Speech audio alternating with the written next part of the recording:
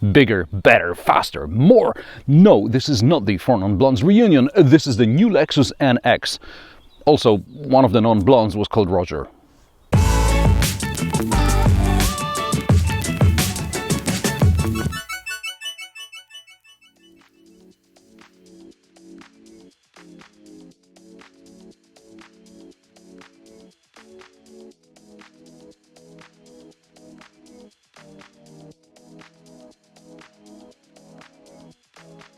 The Lexus NX launched in 2014 and it bore a surprising resemblance to the LF NX concept. I applaud the designers for carrying over so many cues from the bold concept to the production model. The second generation of the compact SUV is quite toned down by comparison, and the grey paint doesn't help. On the street, first-gen NX drivers don't seem to notice the new model is next to them at the lights. The new NX is slightly larger than its predecessor in every dimension. It's 2 cm longer and wider, the wheelbase is 3 cm longer, the car is 5 mm taller, the front track is 3 cm wider and the rear track is almost 6 cm wider. From a design standpoint, this is supposed to improve the stance. From the driver's point of view, this is supposed to make the car handle better. More about that later. This is the 450h Plus, which means a plug-in hybrid. The only visual difference from a regular hybrid, which has a fuel port on the other side, is the charging port, which is on the right side. The boot volume hasn't changed.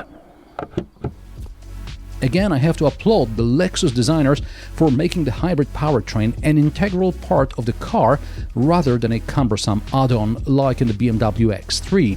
Of course, the BMW has an all-wheel drive system that depends on the internal combustion engine, whereas the Lexus NX has an electric motor in the back, and therefore the plug-in hybrid doesn't need a driveshaft. The traction battery lives under the floor, and there is no need to move the petrol tank. The boot, which can be opened using gesture, has, sorry for the sound, 545 liters capacity, which includes the underfloor storage. And the boot volume remains unchanged for the hybrid and the plug-in hybrid as well. Now, with the rear seats folded, we get more than 1400 liters of cargo space. Unfortunately, there are no levers here in the boot to fold the rear seats. You have to go around to the side. But there is a cleverly designed cargo cover. It's light, foldable, and it fits under the floor. Less clever are the shopping bag hooks because they are too low. There's a 12-volt socket and even a separate button to close the tailgate and lock the car at the same time.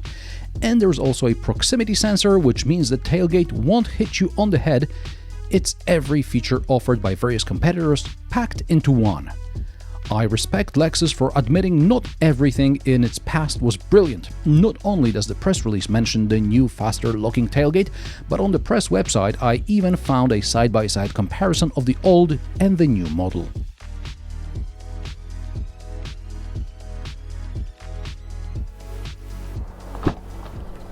There is very little happening in the rear. Gone is the backrest angle adjustment lever. Now you can use the same handle as you would to fold the rear seats. Speaking of which, these split 40-60. There are cup holders in the armrest, but no ski hatch. The side seats are heated and there are 2 USB-C ports and air vents, but no third zone climate control. Somewhat surprising, as this is the top trim model. The rear legroom was fine on the first gen, but I did complain about the headroom. Here there seems to be a bit more headroom, although I suspect part of it is thanks to the somewhat reclined backrests. The door pockets will accommodate small bottles, the doors cover the sills, and... okay, here comes the door handle rant. I am fascinated by how the engineers like to complicate things which just work. In a car, you always pull the door handle inside and outside. There is a cord which pulls the release mechanism and you're free to go. But no, the driver and the passengers are clearly too stupid to just exit the car safely. Surely they will be run over by the silent killers of the city, the electric car and the bicycle. Therefore, the inside door handle now has to be pressed and there is a sensor which decides whether you can exit the car or not. Or you can just double pull on the redundant emergency door release and you can exit the car like a rebel without a cause.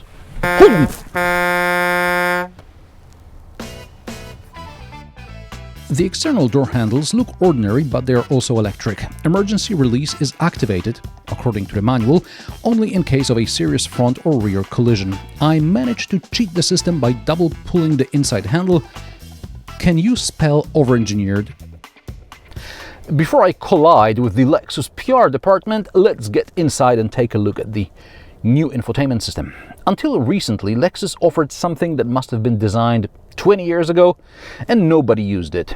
That wasn't a problem because the average Lexus buyer is 87 years old. However, now Lexus is after a less senile demographic which may appreciate a car with a screen larger than their laptop.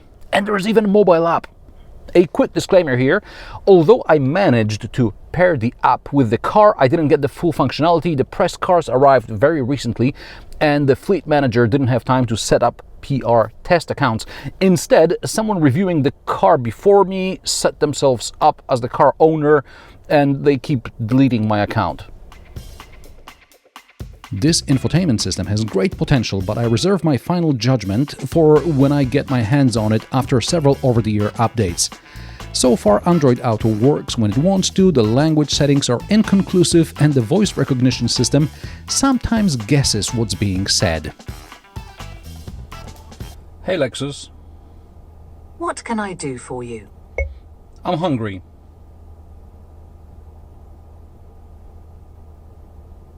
Sorry, I'm having trouble understanding you.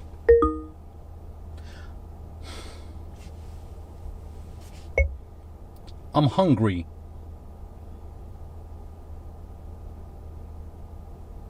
Sorry, I'm having trouble understanding you. Hey Lexus. What can I do for you? I would like to eat.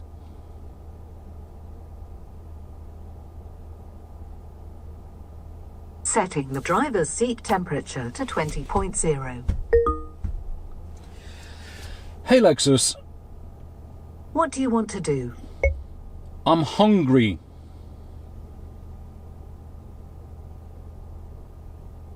Sorry, I'm having trouble understanding you. Hey Lexus. What do you want to do?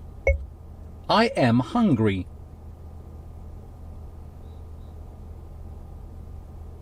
What station do you want to listen to? Oh, bloody hell.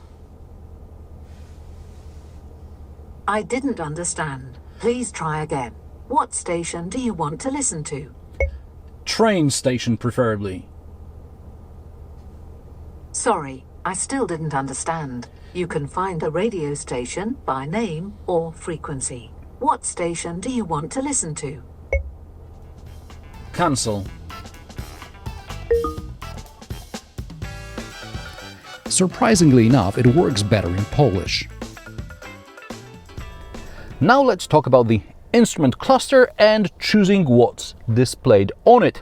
There are physical buttons on the steering wheel, which sounds like the car gods have listened to our prayers, but after touching them, something flashes on the head-up display and disappears before you read it.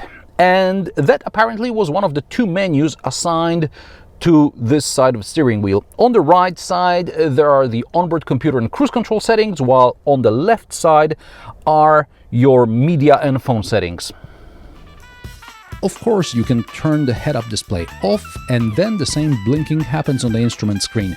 Sure, you can learn how to use it, and then you turn on the cruise control and you realize in order to change its settings, you need to touch the button to display the menu and then click it.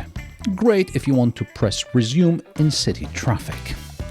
Also, when you're driving with the cruise control on, you cannot access instrument cluster display settings. I'm sure this is something that will get ironed out, but for now I feel like I'm driving a pre-production car. The door pockets are good enough, and so are the cup holders. The armrest storage can be accessed from both sides, and it's rather large. The glove box is medium size. There is a wireless charger, but why not make it larger and deeper so the phone won't fall out? What was wrong with the charger under the armrest in the previous generation?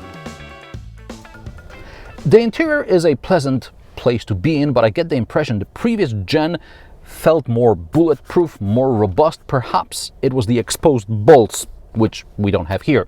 The sitting position is quite high. I can't drop the seat any lower and I feel like I'm about to hit the roof with my head. Also, the seat is short, even for me.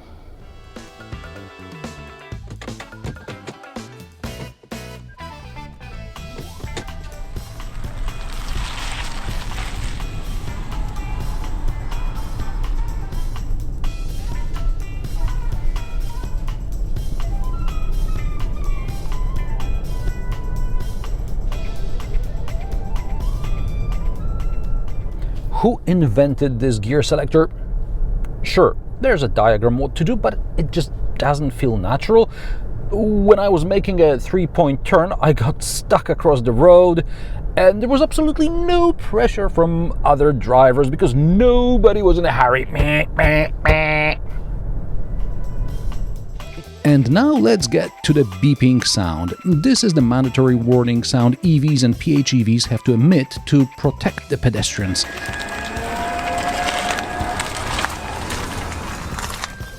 It works up to about 25-27 km per hour, but it's more audible inside the car than outside.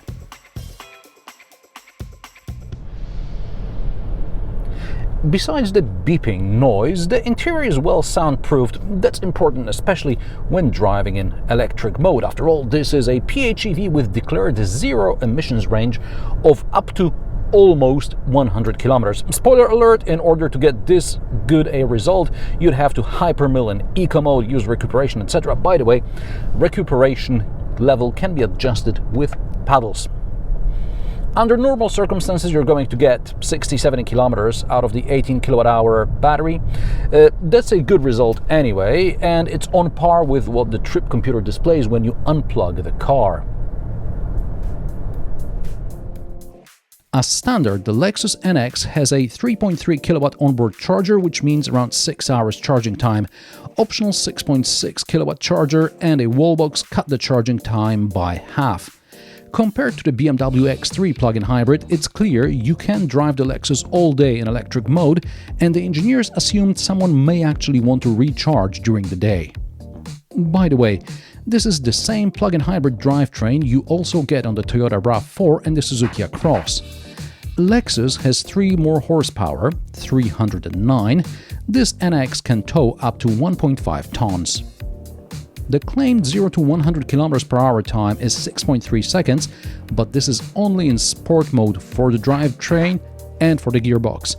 Without the latter, you'll get 8.2 seconds. And in pure electric mode, 0 to 100 km per hour takes 11.5 seconds.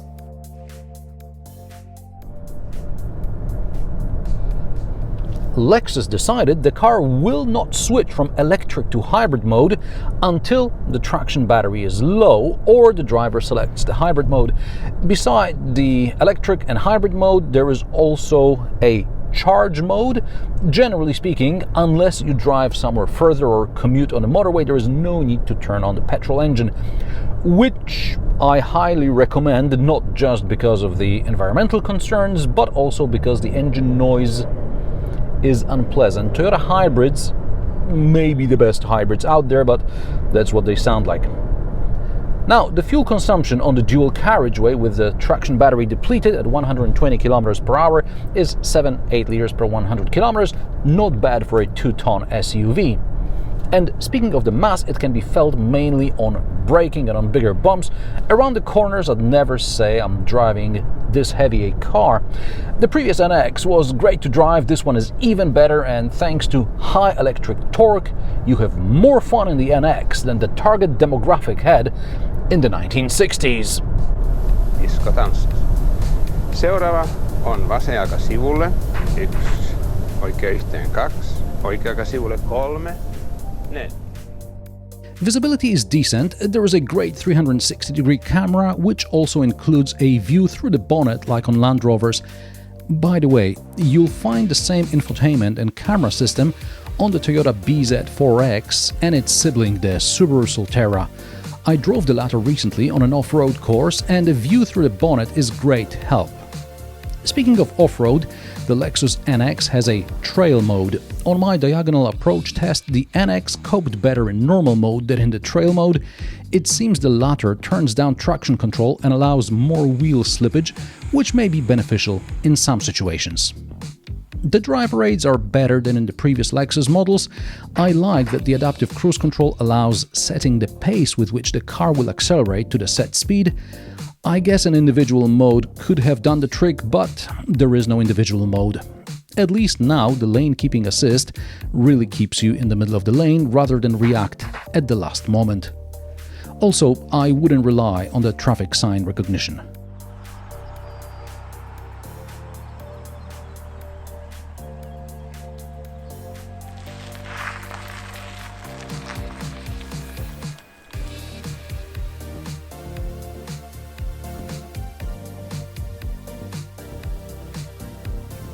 Prices of the Lexus NX start at €45,700 for the front-wheel drive hybrid. The all-wheel drive starts at €47,000. The plug-in hybrid starts at €60,000. This top trim PHEV with options costs about €70,000.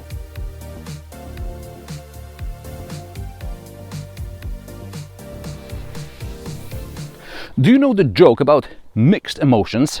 It's watching your mother-in-law fall down a cliff in your brand new car. That's how I feel about the new Lexus NX. There is no better PHEV in this segment, and I suppose there is also no better regular hybrid in this segment. But there is still some room for improvement. Luckily, most of the problems can be fixed with software updates. If you're looking for a hybrid premium SUV, Lexus is pretty much the only choice. For a non-premium hybrid SUV, I'd suggest a RAV4 or the Across. But if you want a premium SUV that's not hybrid, I'd still get BMW X3, which is great to drive, or the Audi Q5, which has interior like the Lexus. And which compact SUV would you choose? Let me know in the comment section below. If you like my sarcastic, down-to-earth and possibly mildly amusing car reviews, join me every Friday at 3 p.m. Central European Time, and don't forget to subscribe and like this video as it helps me with the YouTube algorithm. Thanks for watching, and I will see you in the next one.